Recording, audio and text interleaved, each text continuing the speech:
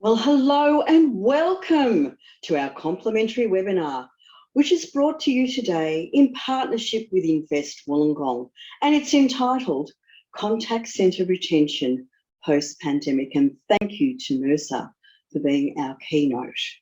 In the spirit of reconciliation, Auscontact acknowledges the traditional custodians of country throughout Australia and their connections to land, sea and community.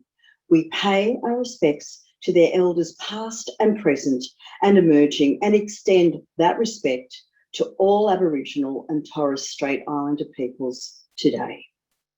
Today's webinar will run for approximately 60 minutes, and during that time, with the help of today's special guests, Renee and Mark, we hope to spark your interest and engage you in the conversation, as well as provide some ideas to take back to your respective businesses. To round off the session, we'll be having a Q&A at the end of the webinar. I'm Fiona Keogh, CEO of Auscontact and your moderator for today. While we're waiting for everyone to join us, let's use the time to quickly run through some housekeeping.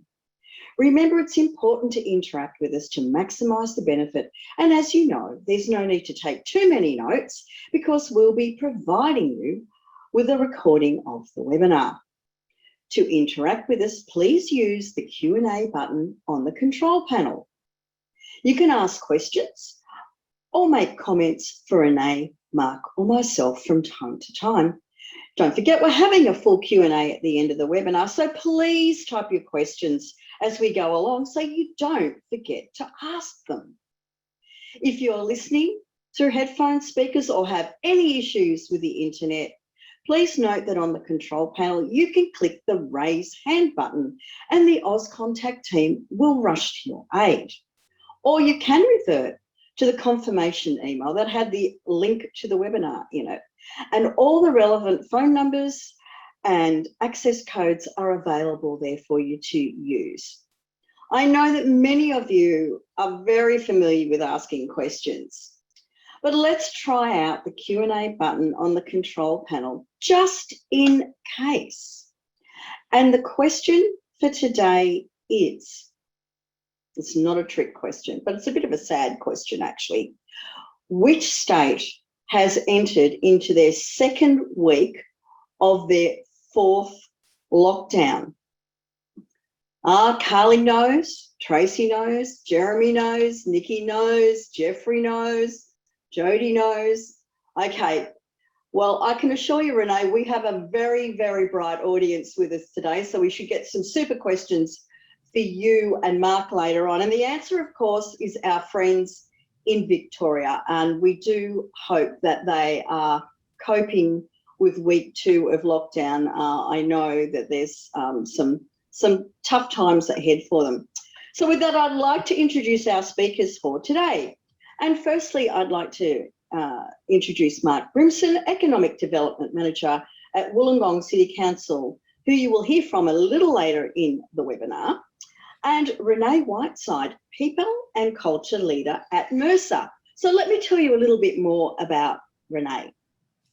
Renee works at Mercer in Wollongong, and prior to joining Mercer, she held senior HR roles in the manufacturing sector as well as call centre industries.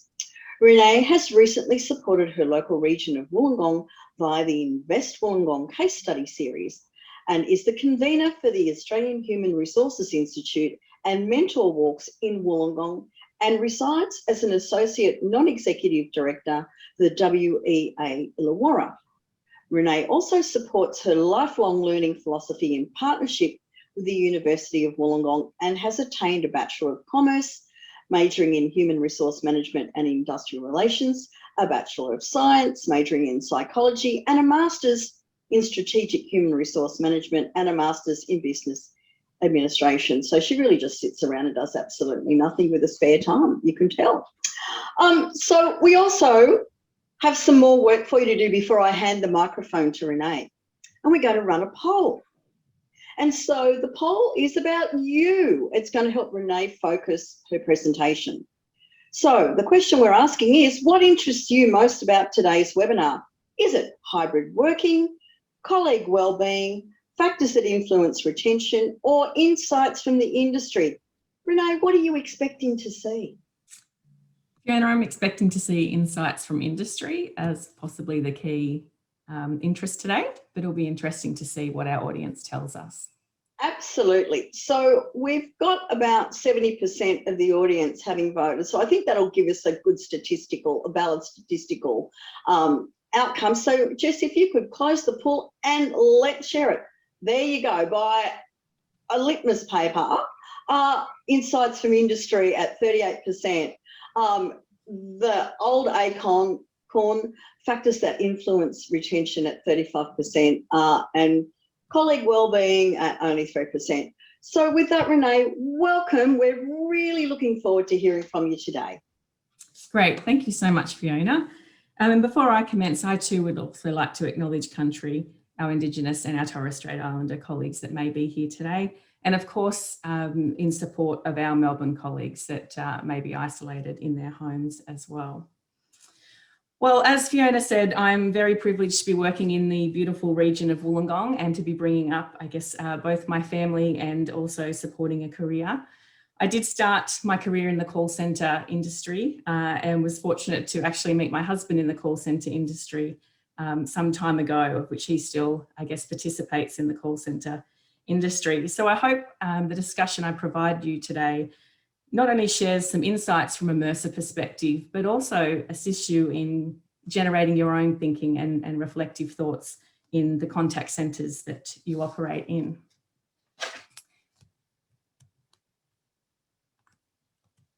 Okay, so today I'm going to go through a number of topics, and from your feedback, we certainly will focus from the insights in industry, but I would like to start with the fundamentals, or what I call the foundations, of really understanding the mindset of how colleagues thrive, particularly in our contact centre industry.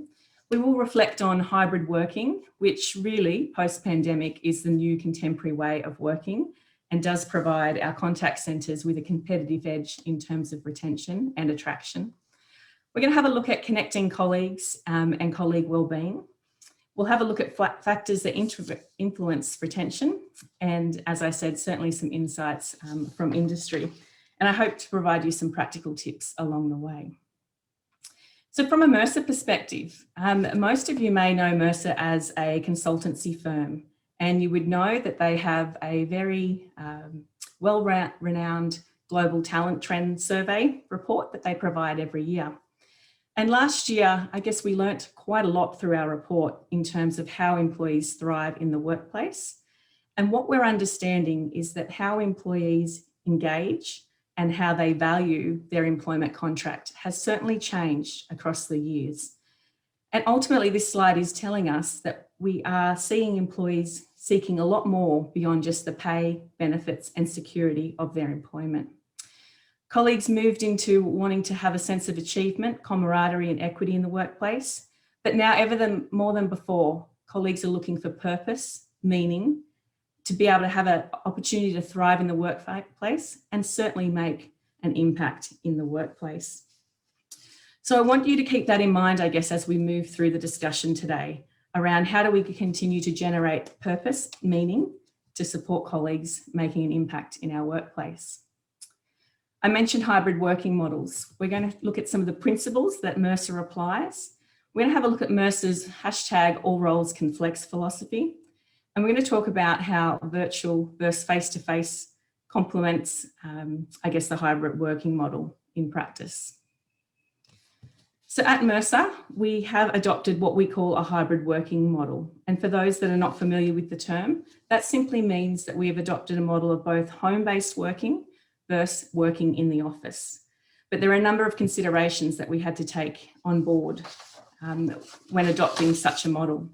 Now, some of you might be sitting there today as call centres that haven't been able to move to working from home environments, and some of you may still be working in working from home environments. But the key to understanding, I guess, some of the principles here is that we have competitors in the industry, both in contact centre industries, but also in administrative industries, of which our colleagues could very easily transition into, that are offering contemporary hybrid working models. So it's important that we do understand the principles and how we may be able to apply that in our contact centres and workplace.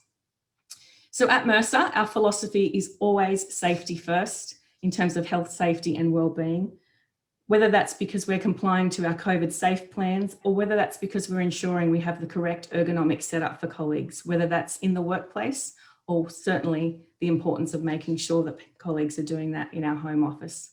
And notwithstanding the importance of making sure that we're providing a mentally sound and a mentally healthy workplace for colleagues as well. Flexibility, I'm going to talk to you about all roles can flex and the importance of that, but acknowledging some of the restrictions we do have in our contact centre industry with call volumes, with strict SLAs, and in some cases, financial penalties. Some of the hybrid working principles really accentuates how we thrive together through collaboration and connectiveness. And so what it's understanding is that there is a benefit of us still being in the office and working together and socialising, but there are equally benefits from time to time for us to being outside the workplace, working remotely, and having that flexibility.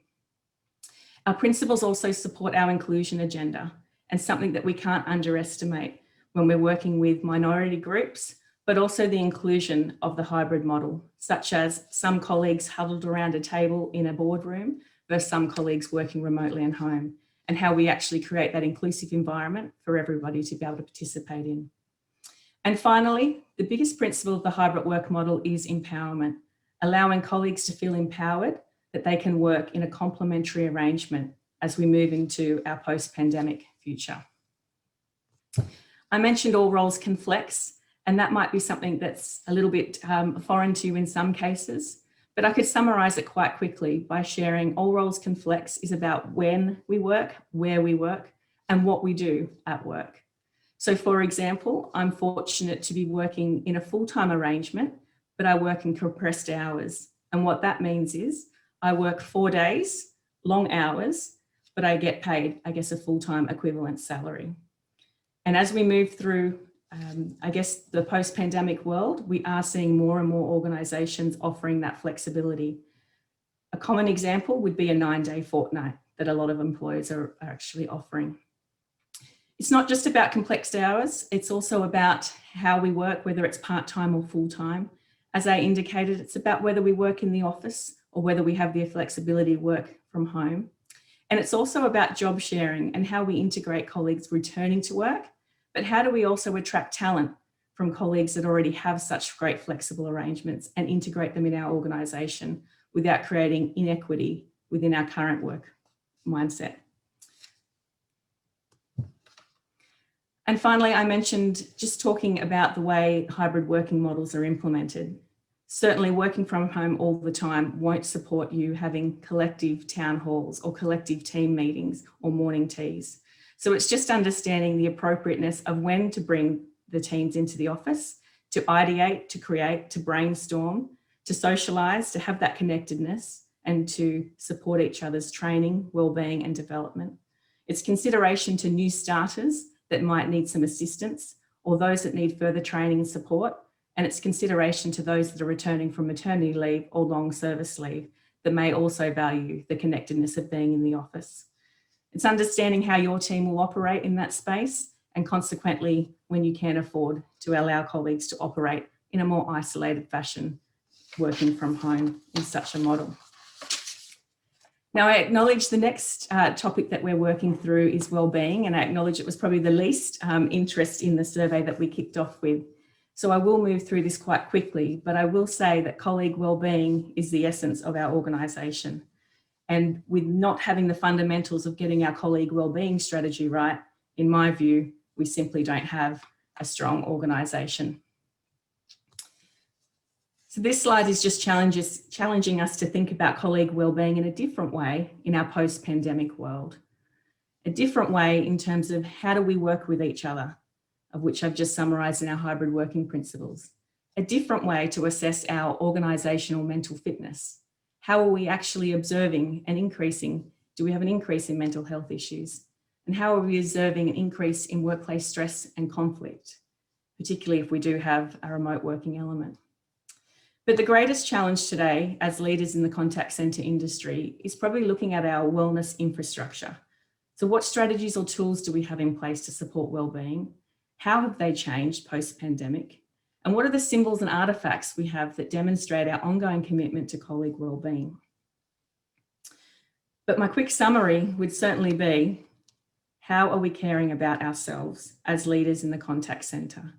And as the old saying goes, if we're not caring for ourselves, how can we simply care for others? So what I would like you to take out of this talk today is certainly a reflection on what I refer to as a self-care plan. And this will be sent in the post reading materials as well. This self-care plan is something that we issue to our people managers, of which they can use to share with their colleagues, to allow them to have a bit of a personal self-reflective moment around their own personal self-care regime. It has 7 steps contained within the self-care plan, and ultimately it is about reflecting and understanding your own foundations of your personal health. And it's a great tool to offer somebody. So I'll ensure that that's in our reading materials today. Our colleague wellbeing principles are quite clear around our EAP focus. Most organisations have an EAP in this day and age. However, we did increase our EAP offerings by extending further seminars, extending further financial and legal assistance to colleagues, and increasing the number of times they could make contact with our EP service post-pandemic. We've got a really strong emphasis on what we call our mental health first aiders. And for those that aren't familiar with the concept, they are equivalent to first aiders in our workforce. However, they've been trained in a mental health perspective to be able to support and identify colleagues with mental health and ultimately act as a concierge service to allow them or facilitate their interaction with an EAP. We focus quite a lot on work-life balance, and I'll pick that up in the conclusion of my presentation today. And I've mentioned the inclusion agenda a couple of times. Colleague wellbeing comes down to, in most cases, a real strong sense of inclusion for our minority colleagues, whether that is women in the workplace, whether that's our LGBTI community, whether it's our community of pride, and there's a number of other business resource groups that we have that ultimately support the inclusion and diversity agenda of our workplace. Now, I've moved through the wellbeing topic quite quickly, but I do emphasise, I guess, the importance in that space. What I'd like to talk to you now about is the factors that ultimately influence retention at Mercer. And in my mind, the top 3 would certainly be benefits, career and competency, and a meaningful work-life balance. So let me just talk you through them. From a benefits perspective, Mercer has quite a standard offering in terms of the financial services industry, of which we extend to our contact centre colleagues and more broadly across Australia and New Zealand.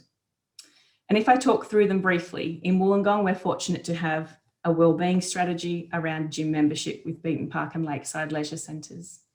We certainly have the business resource groups that I mentioned. We have our all roles can flex philosophy. We have a hashtag lifelong learning strategy, which empowers people leaders to be equipped with a broad range of tools and learning materials to support not only their own development, but facilitate colleague development. We have a philosophy of bringing your whole self to work. No matter who you are or what you represent, that you should feel free to represent yourself and your values and beliefs in the workplace. We allow colleagues to purchase lifestyle leave. We have the traditional service awards acknowledging 5, 10, 15, 25 years and so on service, with a letter from our CEO and a financial reward. We have keeping in touch days for those that are on long-term leave.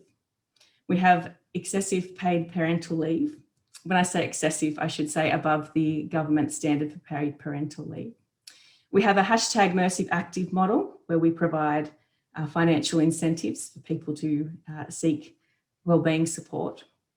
We have our EAP program that I mentioned, and most recently we've just introduced our CALM program, which essentially is a program for industry, but also our internal colleagues, which is a concierge service to assist those who care for the elderly in terms of assisting them in navigating support needs during times in need. I've scripted the terms career and competency as opposed to career development. One of the key findings in our call centres and in my experience in working in call centres is that competency is something that is extremely imperative in our industry. And what I mean by that is that colleagues need to feel empowered but competent in the way they go about their work, whether that's the tools and infrastructure that's provided to them, or whether it's their knowledge, or whether it's being up to date in terms of the industry changes, requirements, or support, or whether it's feeling competent around technical training of changes that our clients may give us, or technical updates in technology. So it's first making sure that we understand the importance of the tools of trade, the infrastructure, and the training for competency is well understood, and that we do have the ability to create that offboarding time in our contact centres to allow colleagues to reach out and maintain their training, and on an ongoing basis as well. From a career perspective, it's acknowledging that some colleagues really have a strong aspiration to climb what I would refer to the corporate ladder. But my experience suggests that in a lot of cases, our contact centre colleagues are just genuinely engaged and happy to come to work, to do a fantastic job and go home. So it's having the appreciation that not all colleagues are looking for career development. They're simply looking to just be competent at work. But of course, there are the percentage of colleagues that do have that aspiration.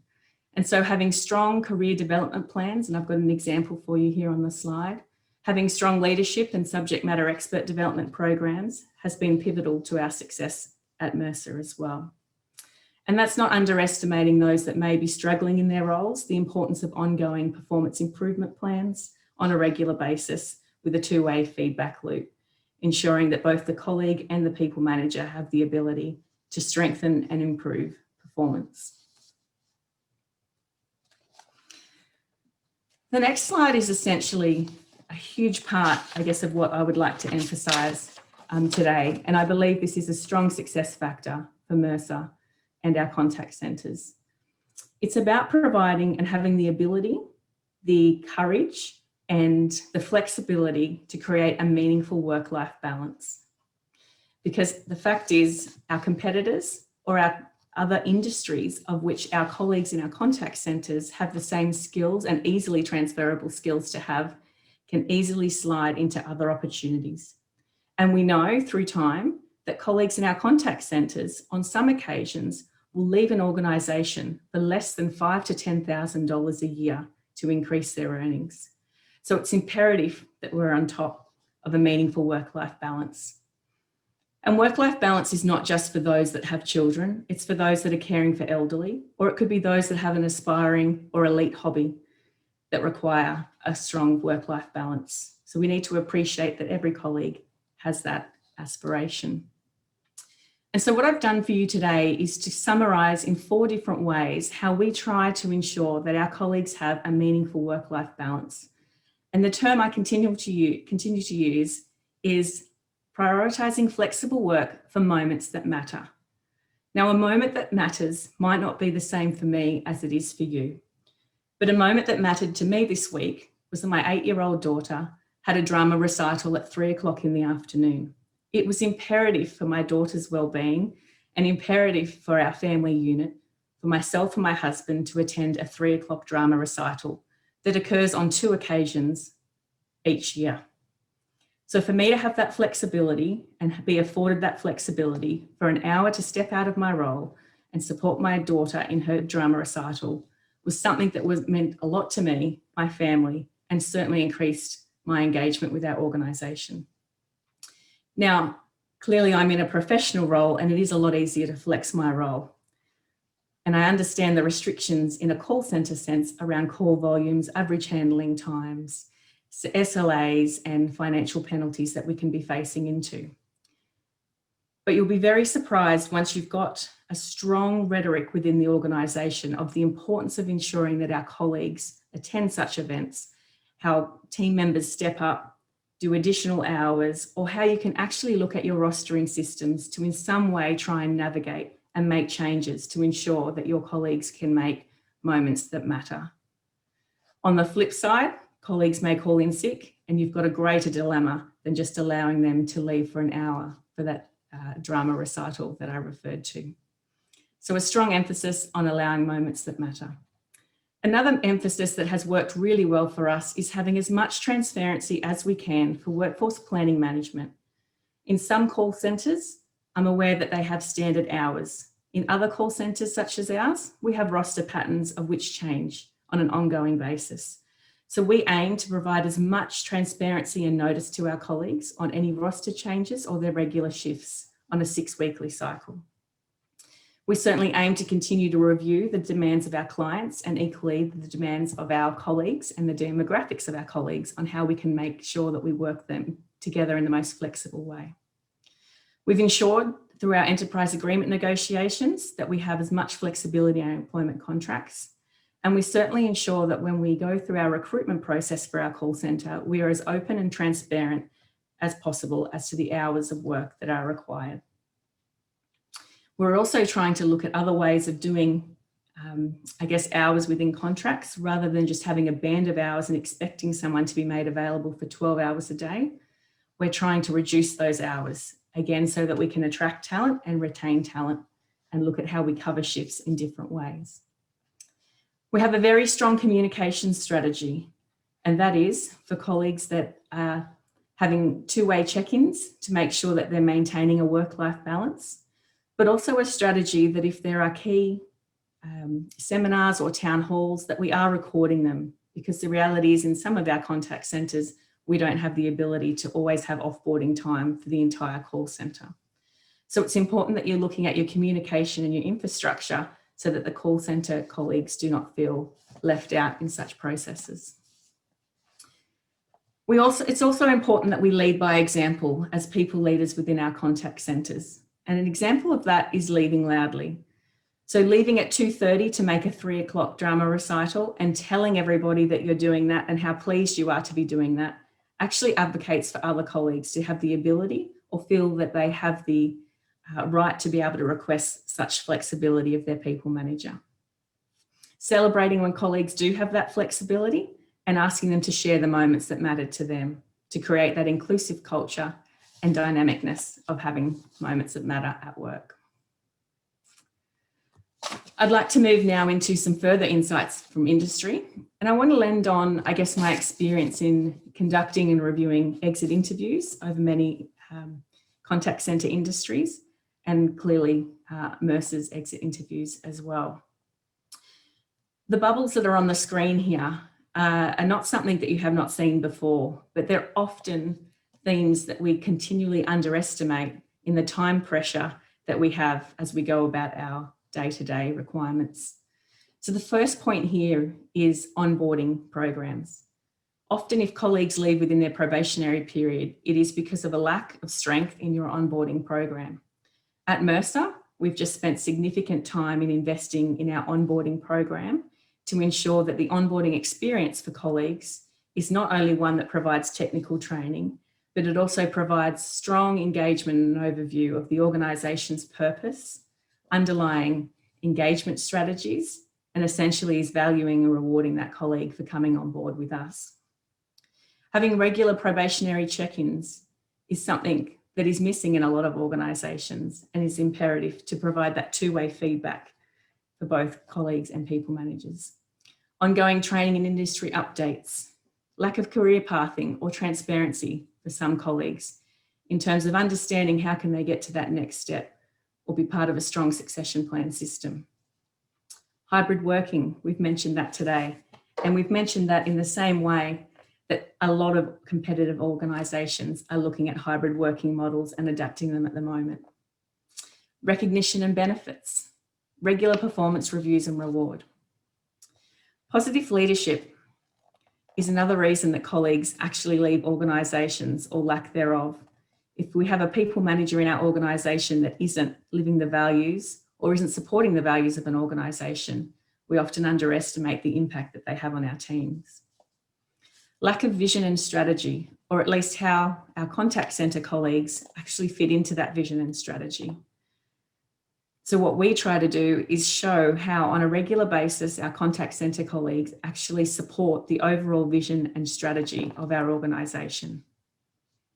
An example of that would be we have a concept of creating better lives. And as an administrator for superannuation at Mercer, we believe that we create better lives through the day-to-day transactions that we make in supporting industry and our community accessing their superannuation at times of need, or whenever they need that support of information about their superannuation.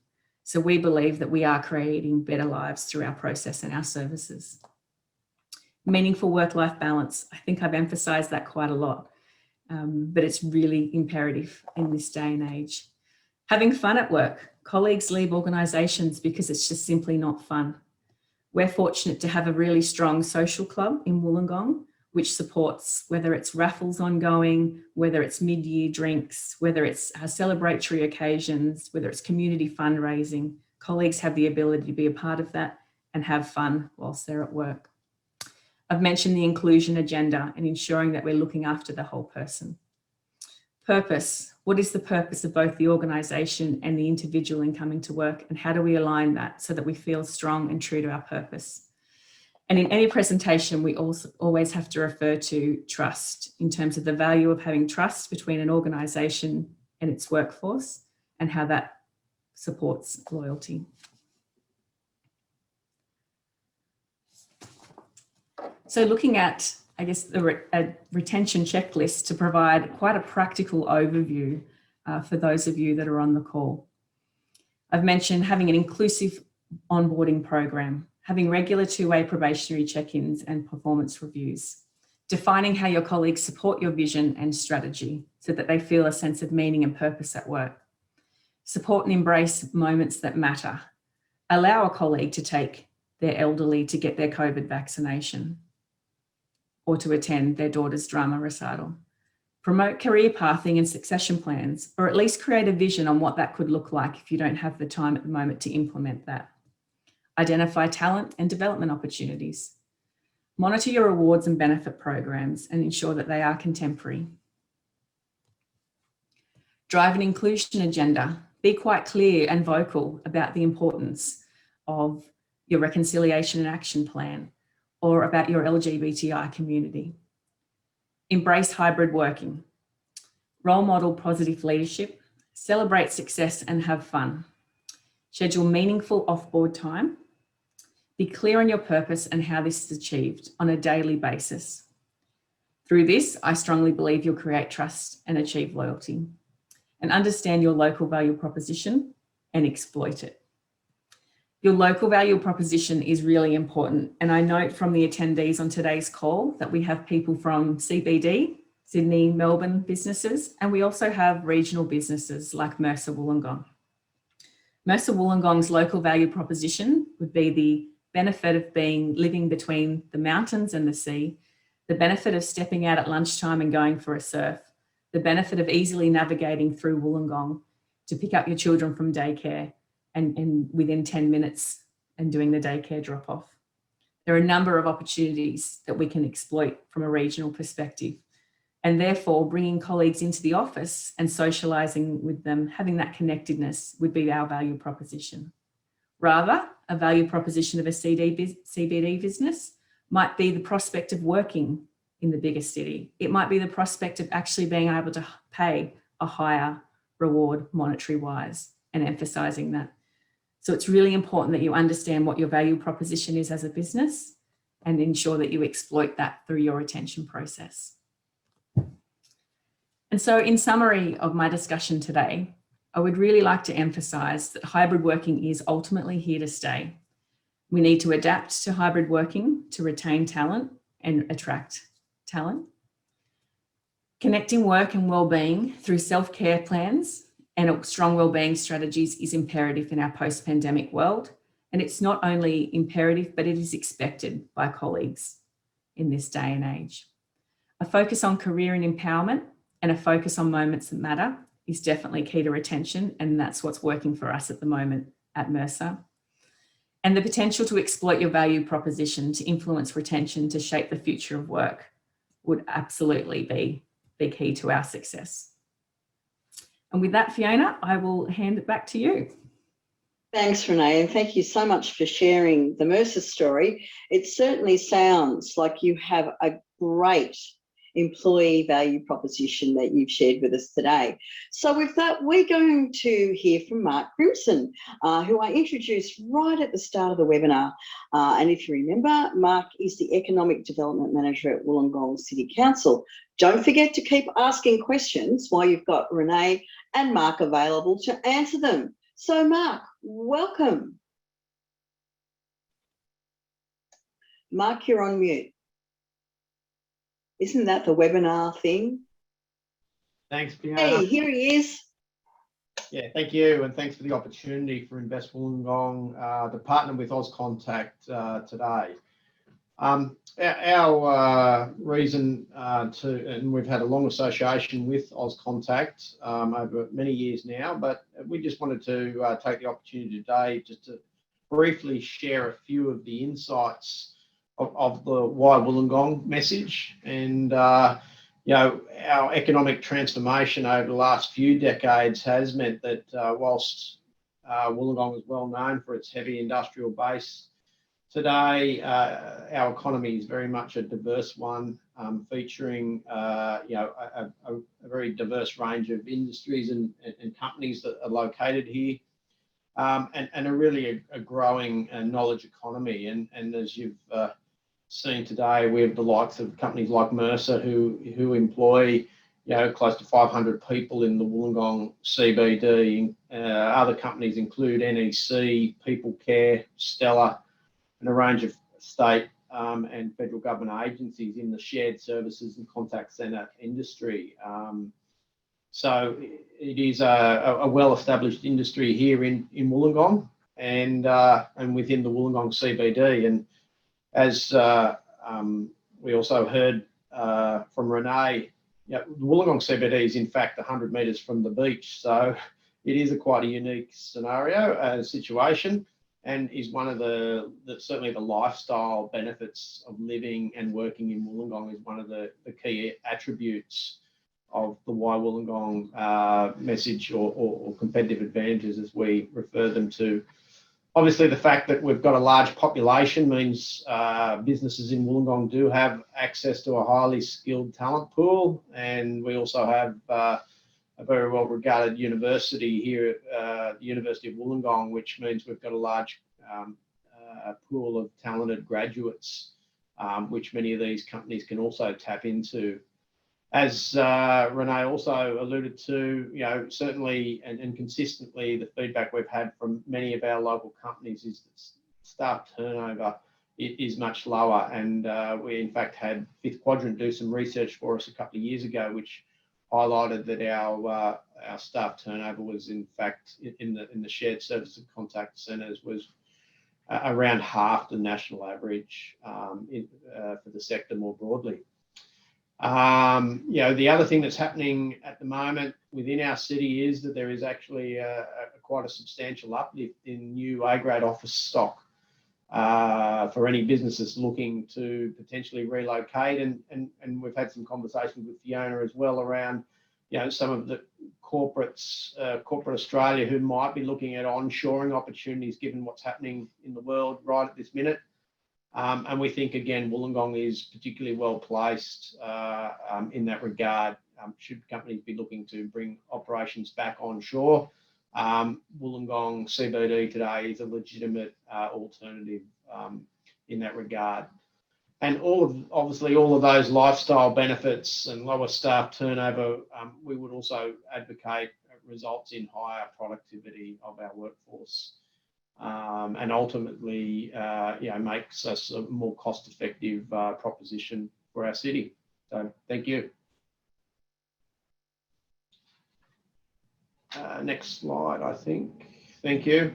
Yeah, just a little bit more. There is certainly some more information. Should anyone want some additional information, there's actually 28,000 square metres of new A-grade office space coming out of the ground or recently been completed, and there are a number of new A-grade buildings recently been approved in the CBD. And late last year, we launched this office market prospectus, which again highlights all the various opportunities that are in terms of new commercial space for any company that might be looking at Wollongong as an alternative to your traditional CBD markets. So, Thank you, Fiona. Next slide, Jess. Yeah, so I think we're going to run a poll, Mark. Oh, yeah, thank you. We're going to make the audience work again. So we're going to go into Q&A, and whilst we're in Q&A, this poll will still be available to you. So we need you to tick 3 boxes. What are or would be the 3 most important considerations when it comes to location for a contact centre? Is it that it's located in a capital city, close to management and networks, lower cost office space, premium office space, that is A-grade, latest technology, modern fit out, access to talent, lifestyle and livability, incentives, for example, subsidised rent, established business community with proven success, a vibrant, busy CBD. I think you were talking about bars there, Mark, but I won't put words in your mouth. Transport infrastructure and connectivity. So while we're in the Q&A, I would just like to comment on our long-term relationship with Invest Wollongong. We partner with nationally with quite a number of different cities and councils. And I have to say, in terms of care, consideration for their population and their residents, Wollongong is an absolute standout in terms of how they operate within their community. And that is why we like working with them, shared values. So, Renee, there was a really quick question for you that might not be a quick question, but Ben asked, what was the figure that you called out when you were talking about onboarding? The figure, sorry? When you were talking about onboarding. Yep. In terms of how many colleagues leave the organisation? Yes. I think from an industry standard perspective, there are a higher percentage of colleagues that leave an organisation in their first 6 to 12 months, and hence the emphasis on onboarding. We did have a small, I guess, retention issue, not just in our call centre, but more broadly across Mercer in our first 6 to 12 months. And consequently, we've seen a lot of change in that since we've uplifted and strengthened our onboarding programs, our regular check-ins, and our regular probationary reviews. Thank you. Look, Mark, you touched on the issue of retaining staff, or good staff in particular, is important due to the many disruptions and costs associated with finding and retraining new staff. Can you just take us through again cities around staff retention? Yeah, certainly, Fiona. Certainly the feedback that we consistently receive from businesses across our city, and particularly from businesses in the shared services and contact industry in Wollongong, is that retention is a key factor, which certainly makes Wollongong an attractive location.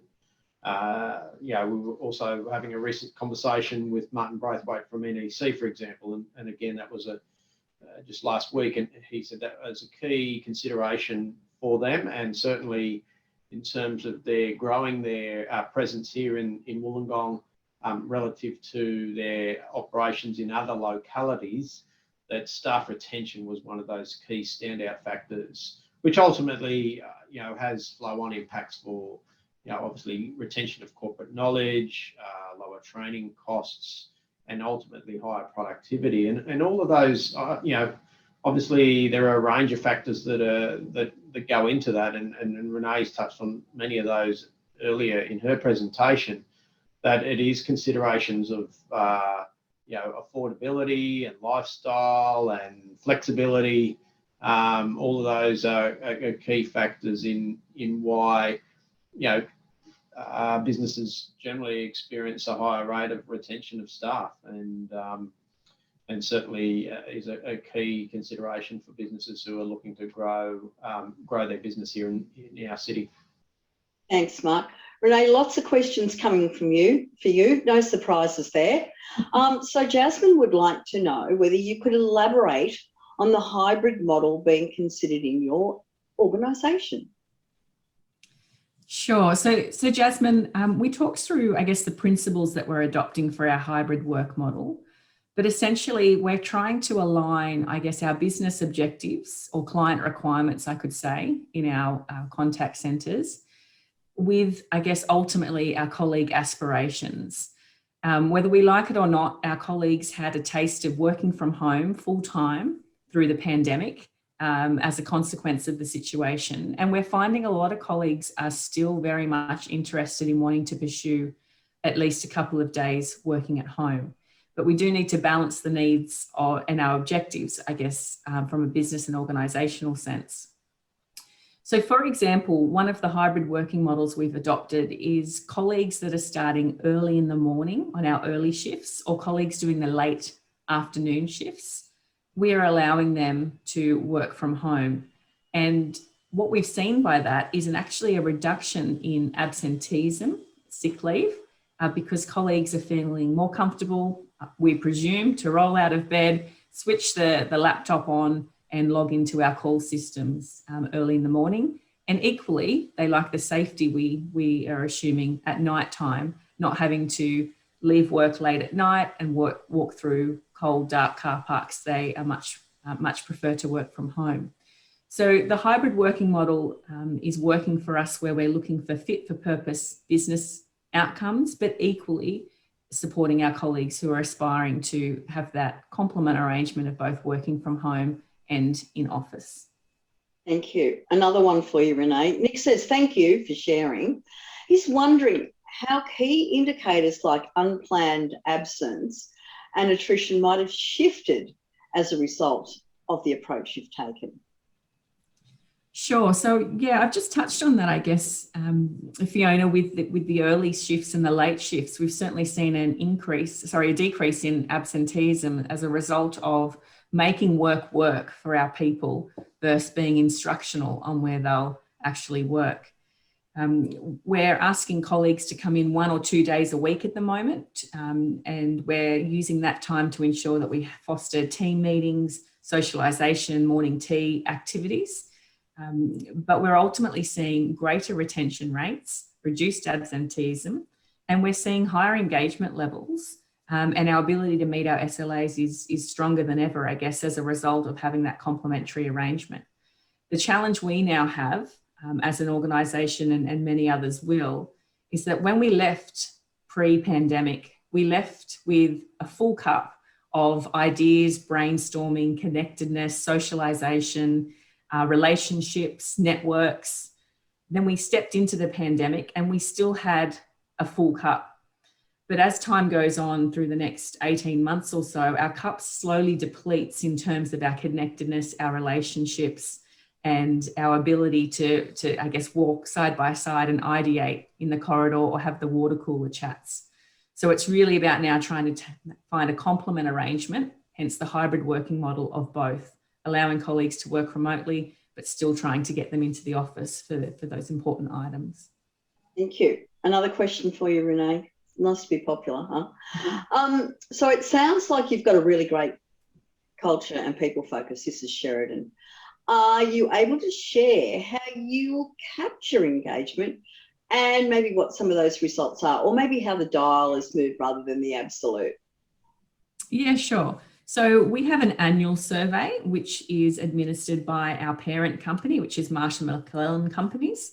And we assess, I guess, both colleague engagement, retention, how they're feeling about work, their well-being, learning and development opportunities, how they feel about their people managers, supervision, all the key indicators that you'd be familiar with in traditional surveys. And we assess them year on year. And we're pleased to say that our survey results across the last 12 months have increased.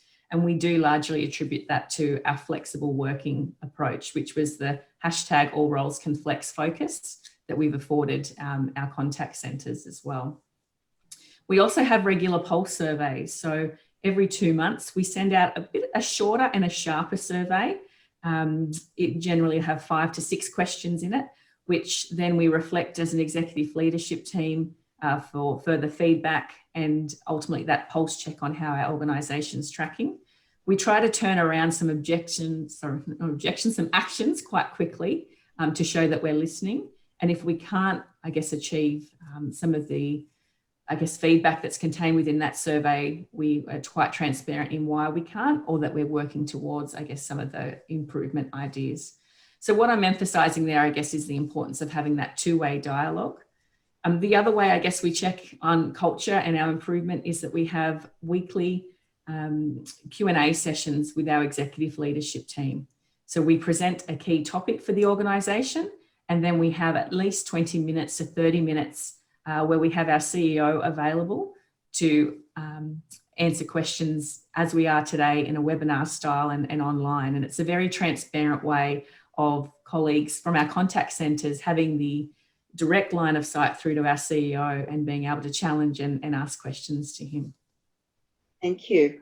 Mark, a question for you, because Invest Wollongong is very present in the local community. I was just wondering whether you're able to share how Invest Wollongong actually works with existing organisations, but also helps to onboard prospective organisations into the community. Yeah, thanks, Fiona. Certainly, we certainly try to work closely with many of our existing local companies, the likes of Mercer and many others, because ultimately they are our chief advocates, and obviously for those who may not be familiar with our city or what it has to offer, they can see firsthand the experiences, and certainly there are a range of new pieces of collateral on our Invest Wollongong website, and case studies of companies who have made the decision to grow or expand their businesses or relocate their business here in Wollongong. But certainly one of the support services that Invest Wollongong offers is very much around trying to connect people with the information or other people that you may need to help make a more informed decision when businesses are looking at potentially relocating. So that's certainly a service that we can assist, the Invest Wollongong team can assist with in any businesses that might be looking or want to find out some more information. We're happy to provide that and do what we can to facilitate those inquiries. I should add also that Invest Wollongong is in fact a partnership between Wollongong City Council, the University of Wollongong, and the New South Wales Government's Regional New South Wales, the local office here in Wollongong, and we work collectively and proactively to assist business expand and thrive in the city of Wollongong. So yeah, thanks, Fiona. Thanks, Mark. Back to Renee. Some more, I guess, nitty-gritty operational questions for you, Renee. So what percentage of your call centre team are working back in the office? So our occupancy statistics at the moment would indicate on any day we have between 27 and 33% of our colleagues in the office. So still a large percentage of colleagues working from home at the moment. Wonderful. Another question, which seems to be on the tip of everyone's tongue. How do you manage poor performance from those working remotely? Sure, it's a good question, and it's certainly something that's challenged our leadership team over time. In most cases, we're asking colleagues that are undergoing performance management to come into the office so that we can have a more personalised face-to-face discussion, and we can provide more personalised face-to-face training and support. Imperative in our remote world too, that we are documenting, I guess, really strong, robust performance improvement plans with expected outcomes, actionable milestones and expectations. And again, emphasising, I guess, that two-way dialogue between both the employee and people manager. So in summary, we are being a little bit more directional with colleagues that aren't meeting performance expectations, and ensuring that we have some strong documentation so that when they do go back into the remote working environment, they're very clear, I guess, on their expectations. Oh, thank you. And that is a model that we're seeing being leveraged pretty much everywhere, in terms of the poor performers are being requested to come back into the office so that they can get the support that they need to become the best versions of themselves. An anonymous attendee has asked probably a little bit of a loaded question, but you're the HR guru, so that's really good. How are you handling team members who are refusing to return to the office? I was waiting to get a curly question. Yes, it's always fun. That's certainly, I guess, the challenge of the day, undoubtedly. Look, we're trying to use, I guess, an empathetic approach that hopefully through a purpose-led, or what we call a human-centered design-led approach, will hopefully relate to the individual. And what I mean by that is not going out as boldly to say that it's selfish to work from home. That's too bold. But basically trying to relate to colleagues by saying, look, when we work from home, we get through our objectives, we get through the call volume, we do what we need to do. But ultimately, we're responsible to be part of a team. We're responsible to connect with our team, develop relationships, support our training capabilities, support our new starters, support our return from maternity leavers to come into the organisation. And so we're asking that you're participative in your team, and we're asking that you share our vision and engagement and come into the workplace however many days a week that's appropriate for your team. So we're trying to lend, I guess, to that emotional side of colleagues by saying that working from home is one thing, but we actually need more connectedness and support for the broader team. And by you being in the office, you're actually supporting your team more broadly. So it's trying to have that dialogue with a colleague and presenting that in the right way. Fantastic. And thank you for sharing that approach.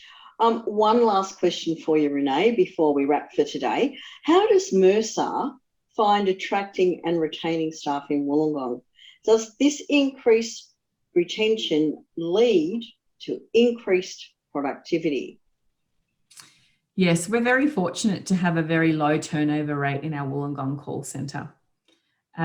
We aren't paying at the top end of the market. We're probably at the middle of the market. And that's an important fact in the sense that we are capitalising on the moments that matter, as I mentioned, and we are capitalising on the flexibility. And I believe that that is a strong retention technique that we're using.